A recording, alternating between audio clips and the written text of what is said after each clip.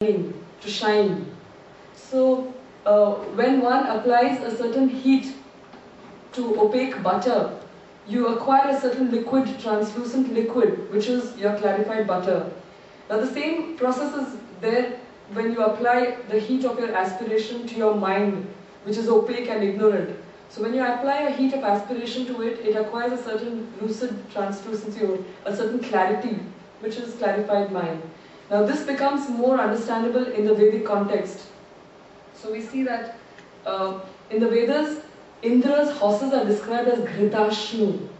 Or if you understand it literally, it would mean that Indra's horses, Indra is one of the important major deities, those who give it a literal sense, regard him as one of the most important deities of the Veda.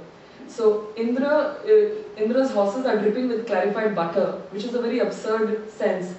If you understand it from the symbolic perspective, you see that Indra stands for the illumined mind. Horses, in several cultures you will remark, stand for force or power. Even in modern terminology you talk horsepower, right? So they represent that sense of strength.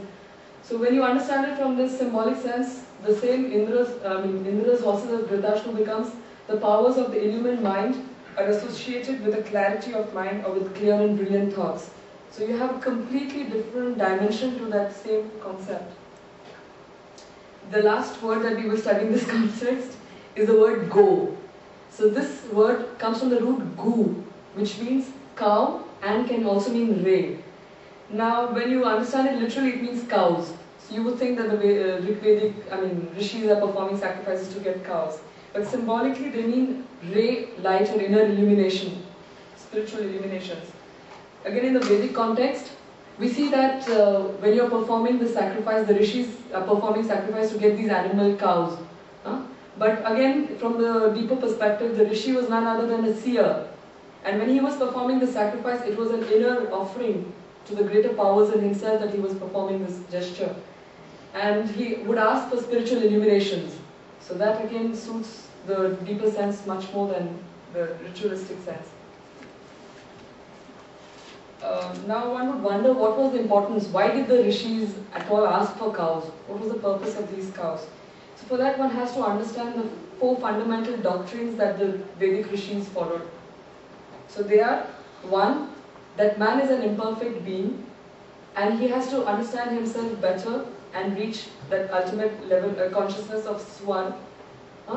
2, that he has to find the different ways leading to that swar. And these different ways are known as Ritasya Pantha, or the ways of truth, or the ways of the right. So there are several ways, they don't say there's one way. So there's several ways of arriving to that truth.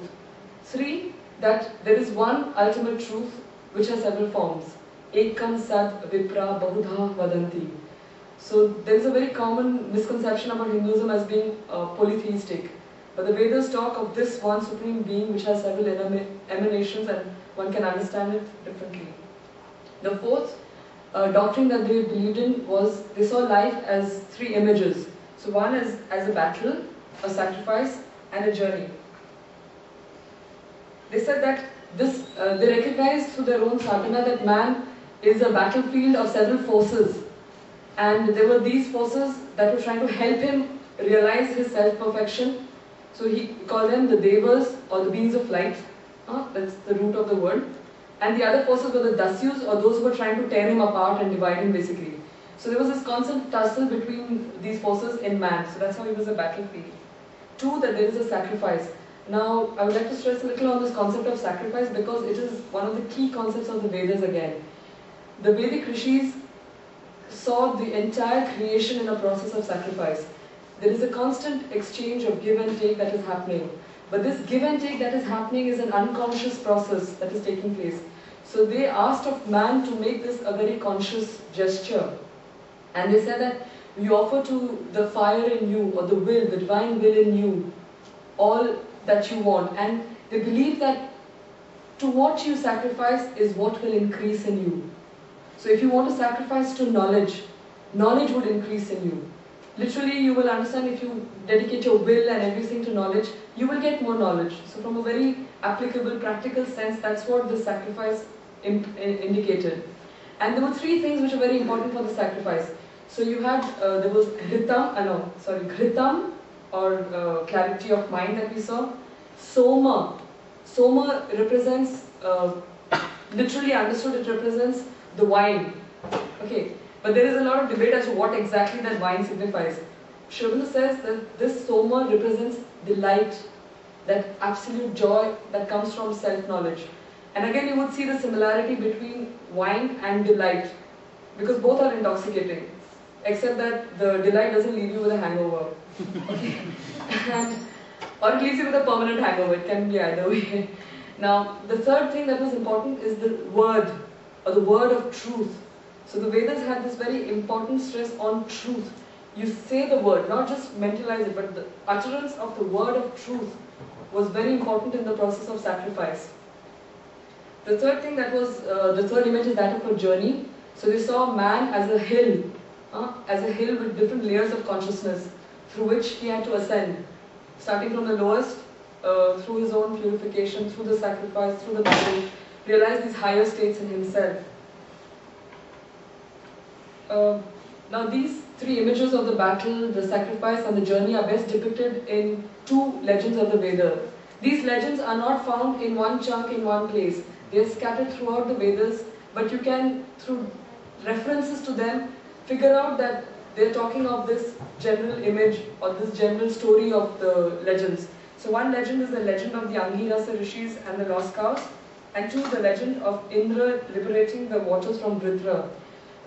Due to shortage of time, I won't go into the second legend and elaborate on the first one, but what this will do is just give you an idea of how the Vedic, what was the thought process of the Vedic Rishis, or what was their experience and how they depicted it. So the legend of the Angirasa Rishis and the lost cows, very literally understood, talks of the Angirasa Rishis. You see them here. Okay, so there are these rishis who are performing the sacrifice and asking for the increase of the possession of cows. So when these cows are increased, gradually there is this other group of bandits or dasyus who interfere and steal these cows and hide them in caves. Now the Angirasa Rishis want their cows back, so they perform a sacrifice with the help of Agni, or fire. So when they perform the sacrifice, they invoke Indra. Indra is, they call Indra this god, this king of the gods. Indra comes down, he drinks the Soma wine, charges into the caves, and with the help of Sarama, Sarama is a divine hound, with the help of Sarama enters into the caves, finds these dasyus.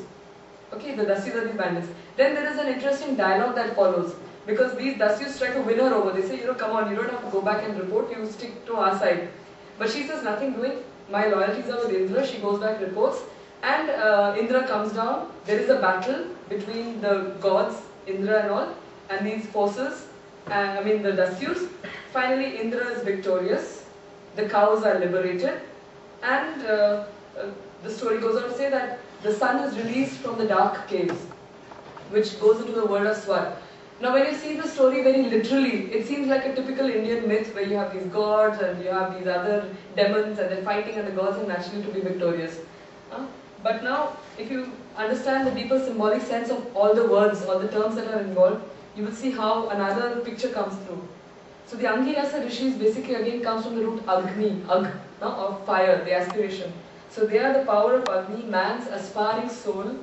They are the speakers of the word of truth, and they perform the sacrifice. Again, that's important. So they have this possession of cows through the sacrifice that they perform. The cows are nothing but the light and spiritual illuminations. And so these cows and all are stolen by the group of dasyus. So the dasyu comes from the root dah, that means to divide. So they are those forces in man which are constantly dividing and tearing him apart. They don't perform the sacrifice. Then you have the vala. Vala is a cover, it comes from the root val, to cover. So they are the coverers in man. They don't allow him to see the entire picture. They are the caves. Then you have the panis. These are very interesting characters. These panis, it again comes from the root pan, to barter. So they are those forces in man which are constantly exchanged in this bargaining process. If I give you this, I'll get this, etc. And we can recognize them in ourselves.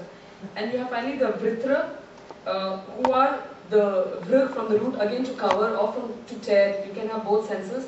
But they again prevent man from seeing the complete picture. So now you apply this to the Vedic story, legend of the Angirasa Rishis, and you see how it brings out another sense.